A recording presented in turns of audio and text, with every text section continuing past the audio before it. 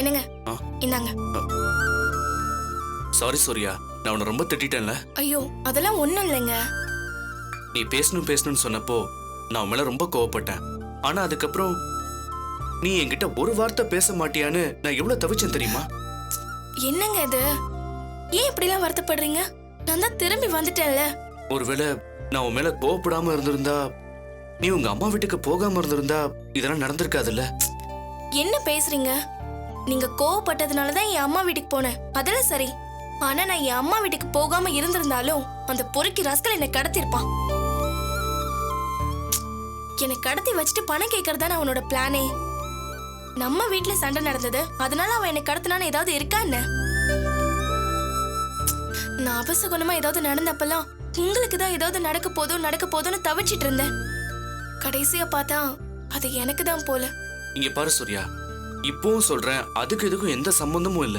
என்ன பேசுறீங்க? நான் சொன்னது நடந்தது பாத்தீங்களா? என்னமோ எல்லாத்தையும் இல்லன்னு நீங்களே முடிவு பண்ணீங்க. சரிம்மா, நீ சொன்னா நான் ஏத்துக்கிறேன். இது எனக்கு பிடிக்கல. எது? இந்த இறங்கி போற மாரிச்சாமி எனக்கு பிடிக்கல. சண்டை போடுற மாரிச்சாமி தான் எனக்கு பிடிக்கும். ஓ, அப்ப சண்டை போடுற மாரிச்சாமி தான் பிடிக்கும்னா அப்புறம் எதுக்கு அம்மா வீட்டுக்கு போன? அதெல்லாம் நடந்ததா இது சுவாரஸ்யமா இருக்கும். என்ன தேடுறீங்க? இல்ல, என் பிஸ்டலை தேடிக்கிட்டு இருக்கேன். எதுக்கு? இருந்துச்சுன்னா உன் முட்டிக்கு கீழே சுடலான்னு தான். அவ்வளோ வயலன்ஸான மாரிச்சாமி எனக்கு பிடிக்கல. ஓ அப்படியா? அப்ப இது தேவைப்படாது.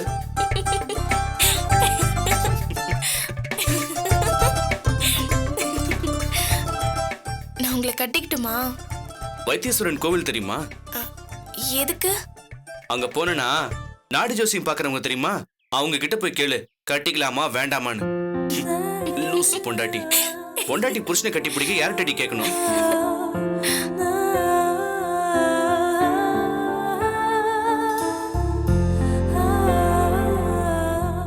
ஏங்க, நான் உங்களை ஒண்ணு கேட்கட்டுமா? கேளு. இப்ப என்ன கடத்திருந்தாங்கல்ல, ஒருவேளை இதுல நான் செத்து போயிருந்தா என்ன பண்ணிருப்பீங்க? ஏங்க, நான் உங்களை தான் கேக்குறேன், சொல்லுங்க என்ன பண்ணிருப்பீங்க? நானும் செத்து போயிருப்பேன் சூர்யா.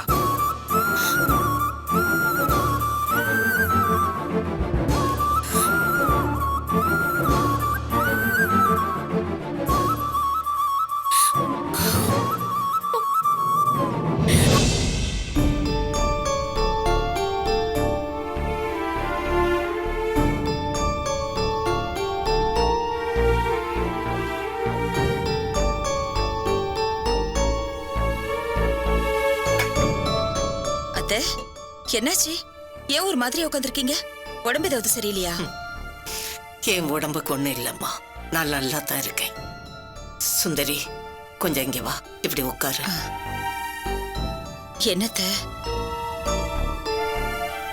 என்ன மன்னிச்சிருமா. ஐயோ, என்னத்த?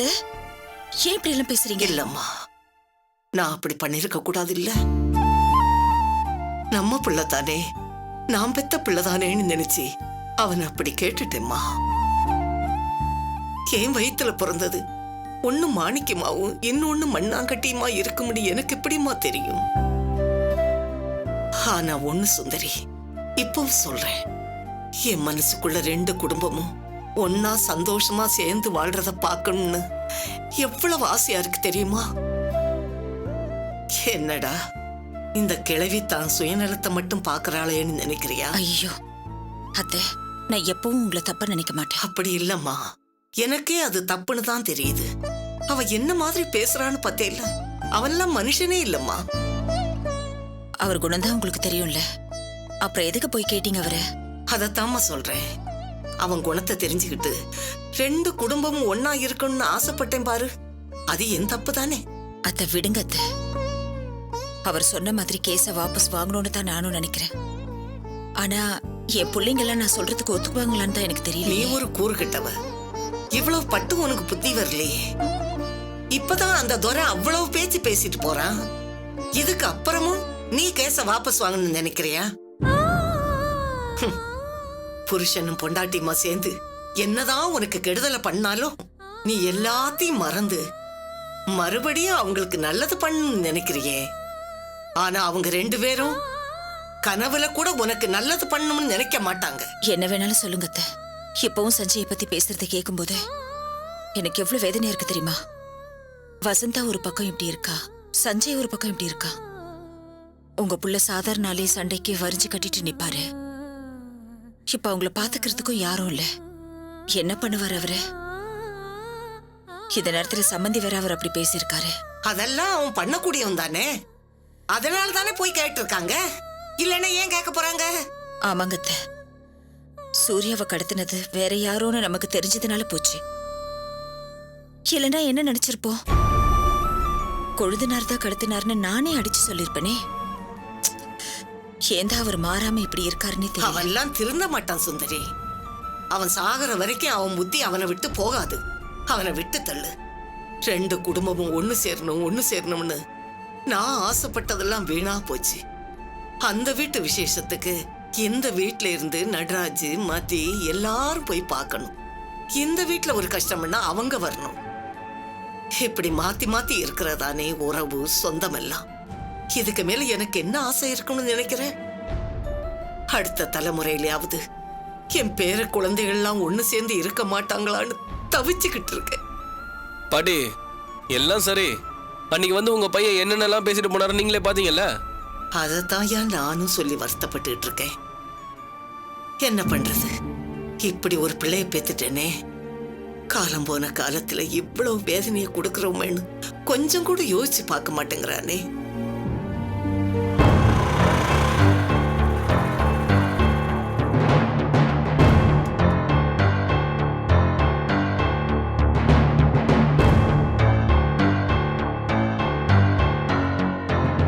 வாங்க தம்பி, உட்காருங்க. வாயா உட்காரு. வாங்க உட்காருங்க.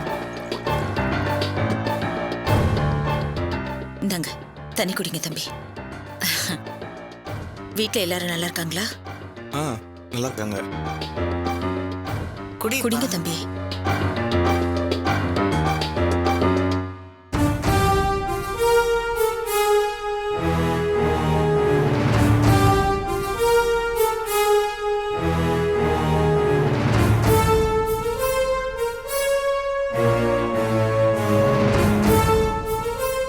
என்ன தம்பி, ஏதாவது முக்கியமான விஷயமா?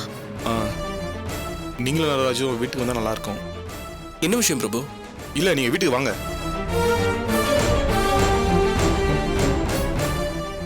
கண்டிப்பா வந்துடுவீங்களா? இல்ல, என்ன விஷயம் தெரியாம எப்படி பிரபு? எங்க ஒரு முக்கியமான விஷயங்க, வாங்க பேசி தீர்த்துக்கலாம். அதாங்க, என்ன விஷயம்? அம்மா நீங்களும் வரணும். ஐயோ, நான் எதுக்குப்பா? 2 பேரும் வந்தீங்கன்னா பேசி தீர்க்க வேண்டிய பிரச்சனை நிறைய இருக்கு. யாரோட பிரச்சனை? எல்லாரோட பிரச்சனையும் தான். என்ன பிரபு இப்படி பேசினா எப்படி பிரபு? என்ன ஏதுன்னு விலாவரியா சொன்னாதானே எங்களுக்கும் புரியும். எனக்கு கடையில ஏகப்பட்ட வேலை இருக்கு. எங்க நாங்க மட்டும் வேலை விட்டு இல்லாம வந்து சண்டை போட உட்காந்துருக்கோம். வாங்க, அங்க உங்களுக்கு ஸ்பெஷல் மரியாதை கிடைக்கும். எங்களை தான் அந்த வீட்டுல ஒதுக்கி வச்சிருக்காங்கல்ல. என்ன பிரபு இப்படி பேசுறீங்க? சும்மா நடிக்காதீங்க நடராஜ். நீங்க அந்த வீட்டுக்கு 2வது மருமகனா இருந்தாலும் முக்கியமான மருமக நீங்க தான். ஆமா நடராஜ், அந்த வீட்டுல எல்லா உரிமையும் உங்களுக்கு மட்டும்தான் இருக்கு. எங்களை ஏதோ வேண்டாம் வெறுப்பா போனா போதும் வச்சிருக்காங்க. இங்க பாருங்க பிரபு, நீங்க ஆரம்பத்துல இருந்தே எங்களை தப்பா தான் புரிஞ்சிட்டு இருக்கீங்க. அத்தை ஆரம்பத்துல உங்களை தப்பா புரிஞ்சுக்கிட்டு உங்களை அப்படி நடத்துனதெல்லாம் உண்மைதான். ஆனா அவங்க கிட்ட நாங்க எடுத்து சொன்னதுக்கு அப்புறம் அவங்க உங்களை எந்த வகையிலயும் மரியாதை குறைவாவோ இல்ல விட்டு கொடுக்கவோ இல்லையே. ஓஹோ, எனக்கு மரியாதை கொடுக்கறதுக்கு நீங்க வந்து சொல்லி தரணும். அப்போ நீங்க வந்து பாடத்துக்கு போனாதான் அவங்க எனக்கு மரியாதை கொடுப்பாங்கல்ல. பாத்தீங்களா, நான் என்ன பேசினாலும் அதை நீங்க தப்பான எண்ணத்துல எடுத்துக்கிட்டு எப்படி பிரச்சனை பண்ணலாங்கிறதுல மட்டும்தான் குறியா இருக்கீங்க. நீங்களும் அப்படிதான், நிம்மியும் அப்படிதான். எனக்கு அதான் ஏன்னு புரிய மாட்டேங்குது. ஏன் ஆரம்பத்துல உங்களுக்கு தெரியாது? ஆரம்பத்துல உங்களுக்கு நான் எவ்வளவு ஹெல்ப் பண்ணிருக்கேன் பாருங்க. இதுவா இருந்தாலும் அங்க பேசிக்கலாம். கண்டிப்பா 2 பேர் வீட்டுக்கு வந்துருங்க. என்ன பிரபு, நீங்க வான்னு சொன்னா உடனே கிளம்பி வந்துருமா? நாங்க பாத்தீங்களா, நாங்க பிரச்சனை தீர்க்கணும் வச்சு ஐடியா பண்ணா நீங்க பிரச்சனை வளர்த்துட்டே போறீங்க. தாங்க பிரச்சனைய பியாவது தெரியுதா? தம்பி, நாங்க வந்துடுறோம். நாங்க உங்க வீட்டுக்கு வரணும் தானே? கண்டிப்பா வந்துடுறோம். நீங்க நடராஜ், நீ கொஞ்சம் சும்மா இரு. கண்டிப்பா நாங்க வரோம்ப்பா. நடராஜையும் கூட்டு வரேன். சரி, மறக்காம வந்துருங்க. அப்போ நான் வரேன்.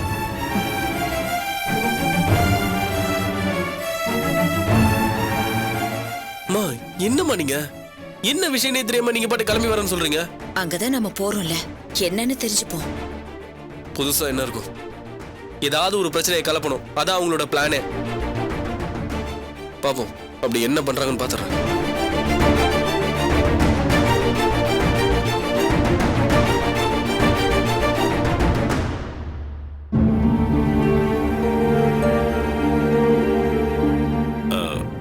எக்ஸ்கியூஸ் மீ மேடம், என் புள்ள சஞ்சய் ஐசியூல அட்மிட் ஆயிருக்கான். அவனோட அப்பா நான் ஏற்கனவே அமௌண்ட் கொடுத்துருக்கேன். பேலன்ஸ் எவ்வளவு கொடுக்கணும்னு சொன்னீங்கன்னா நான் பே பண்ணிடுவேன்.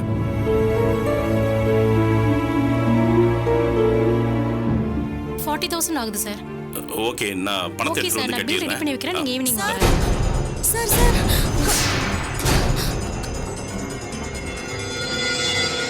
சார் சார் உங்களை தான் தேடிட்டு இருக்கேன். என்னம்மா, என்ன விஷயம்? சார் உங்க பையன் கண்ணு முழிச்சு பார்த்தாரு சார். என்னம்மா சொல்ற? நிஜமாவா? இதுல யாராவது பொய் சொல்லுவாங்களா சார்? அவன் என்ன சொன்னான்? எங்களை பத்தி ஏதாவது கேட்டானா? ஏதாவது பேசினானா? முழிச்சு பார்த்தாரு சார், அவ்வளவுதான் சார். சரி வாங்க போலாம்.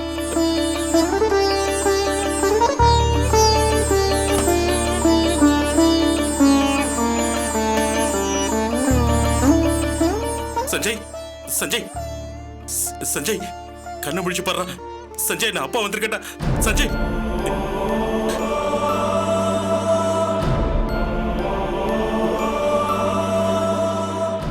என்னம்மா கண்ணை திறந்து பார்த்தான்னு சொன்ன? இப்பதான் சார் முழிச்சாரு. டேய், சஞ்சய் கண்ணை முழிச்சு பாடுற. அப்பாவா பாடுற சஞ்சய். நான் பேசுறது கேக்குதா உனக்கு? என்னம்மா?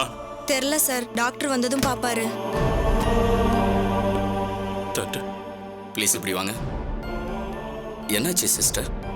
திடீர்னு கண்ணை முழிச்சு பார்த்தாரு, அப்படியே மலங்க மலங்க பார்த்துட்டு மறுபடியும் கண்ணை மூடிட்டார் டாக்டர்.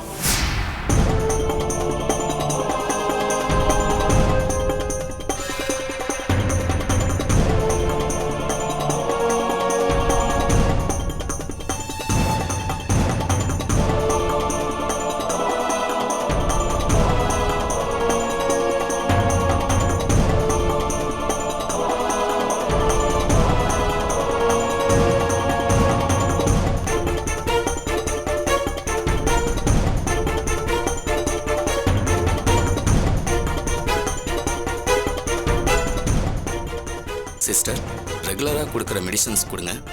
ஏதாவது இம்ப்ரூவ்மெண்ட் இருந்தால் உடனே எனக்கு இன்ஃபார்ம் பண்ணுங்க. Okay doctor. டாக்டர், சஞ்சய்க்கு ஏதாவது இம்ப்ரூவ்மெண்ட் இருக்கா? சாரி மிஸ்டர் துரை, எந்த இம்ப்ரூவ்மெண்ட்டும் இல்லை, அப்படியே தான் இருக்காரு. நம்ம வெயிட் பண்ணி பார்ப்போம்.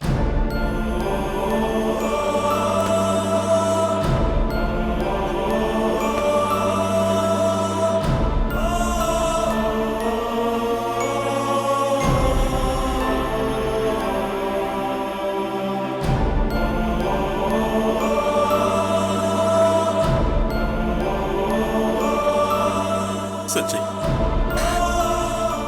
டேய் சஞ்சய், அப்பா கிட்ட ஒரு வார்த்தை பேசுற.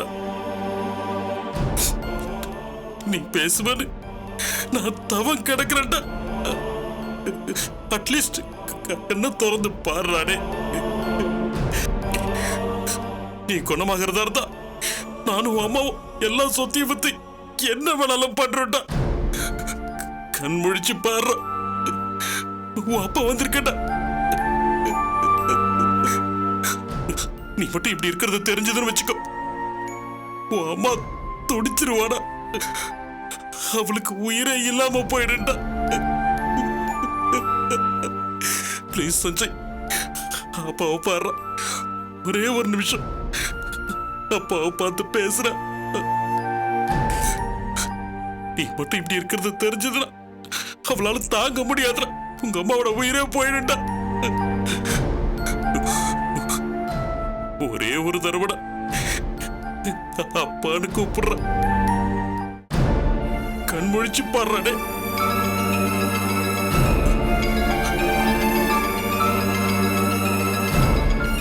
சார், இங்கெல்லாம் ஃபோன் பேசக்கூடாது சார், வெளியே போய் பேசுங்க. சரி, கொஞ்சம் பாத்துக்கங்க சிஸ்டர். Okay sir.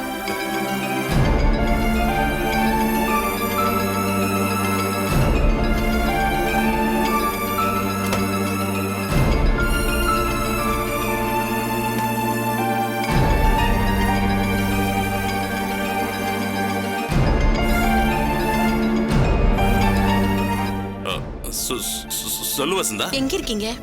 நான் நான் இங்கதான் பக்கத்துல ஒரு தெரிஞ்சவரை பார்க்க வந்தேன். என்ன விஷயமா? எங்க உங்ககிட்ட எத்தனை தடவை சொல்லிருக்கேன் என்கிட்ட சொல்லாம எங்கேயும் போகாதீங்கன்னு. சரி, எப்போ வருவீங்க? நான் வந்துடுறேம்மா சீக்கிரம். கொஞ்சம் சீக்கிரம் வாங்க. சரி வசந்தா.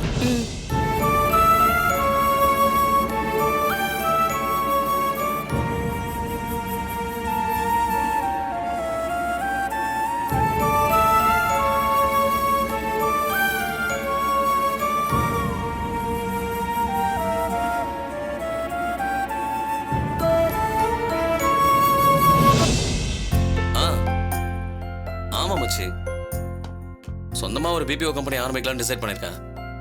ஆமாண்டா, மதி வீட்ல இருந்து ஹெல்ப் பண்றாங்க. அப்பாவும் பணம் தராரு. அதை வச்சு எல்லா ஏற்பாடும் பண்ணிட்டு இருக்கேன்.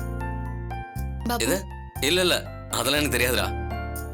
நம்ம ராஜேஷ் தான் கூடவே இருந்து எல்லாத்தையும் பாத்துக்கலாம். அதை பத்தி எனக்கு எதுவுமே தெரியலையே. இது ஸ்டாஃப் செலக்ஷனா? அதுவும் வந்து நான் பாத்துக்கலாம். எனக்கு எந்த டீட்டெயிலும் தெரியாது. எல்லாமே ராஜேஷ் கிட்ட தானே தெரியும்.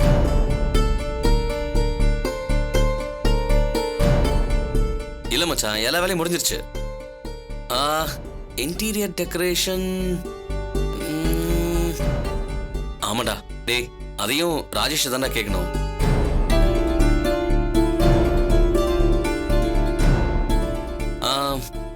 மச்சான் டேடி ஒரே நிமிஷம், செகண்ட் கால் வருது. நான் அப்புறமா கூப்பிடுறேன் உன்னை. பை. என்னங்க இப்படி எதுவுமே தெரியாதுன்னா என்ன அர்த்தம்? மதி, நிஜமா சொல்றேன், எனக்கு இந்த மார்க்கெட்டிங், ஆபீஸ் டீடைல்ஸ் இதெல்லாம் சுத்தமா தெரியாது. வேலை மட்டும் நல்லா பார்ப்பேன், அவ்வளவுதான். அப்படின்னா எதுக்கு கம்பெனி ஆரம்பிக்கணும்?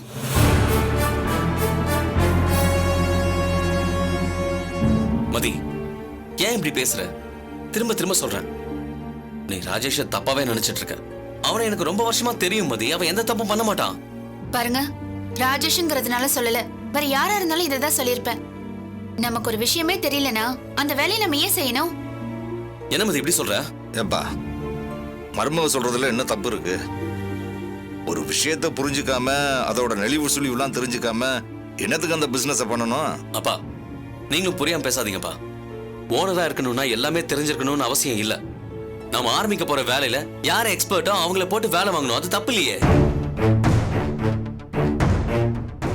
புரியுதுங்க, அதுல எக்ஸ்பர்ட்டான ஆளை போடுறோம், அதெல்லாம் சரிதான்.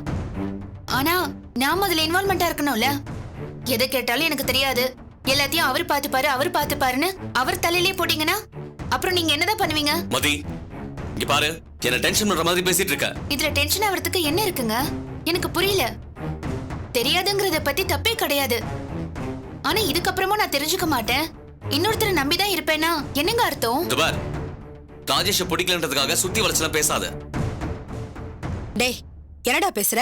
மதி பேசுறது எனக்கே புரியுது, உனக்கு புரியலையா? இங்க பாரு, நீ ராஜேஷ வச்சு வேலையை ஆரம்பி இல்ல காமேஷ வச்சு வேலையை ஆரம்பி, அத பத்தி இங்க யாருக்கும் எந்த பிரச்சனையும் இல்ல. மதி கேக்குற மாதிரி இது நாள் வரைக்கும் தெரியலன்னு அத தெரிஞ்சுக்க முயற்சி பண்ணலாம்ல. பாருங்க, ஆளுக்கு என்ன டார்ச்சர் பண்ணாதீங்க. இந்த வேலைக்காக நான் எவ்வளவு கஷ்டப்பட்டு இருக்கேன்னு தெரியுமா? மதி, என்ன நீ எல்லாரையும் தூண்டி விட்டு வேடிக்கை பாக்குறியா? என்னங்க பேசுறீங்க? நான் நம்ம நல்லதுக்காக தாங்க சொல்றேன். பணம் போட்டதெல்லாம் பிரச்சனை இல்லைங்க. லாபம் வரட்டும் இல்ல நஷ்டம் வரட்டும், அதெல்லாம் வேற விஷயம். ஆனா நம்ம செய்யற வேலையை கரெக்டா செய்ய வேண்டாம். ஏய், ரொம்ப டார்ச்சர் பண்ற மாதிரி பேசுற, என்னால முடியல. ஏன்டா இந்த பிசினஸ் ஆரம்பிச்சோன்னு இருக்கு. ச்சே.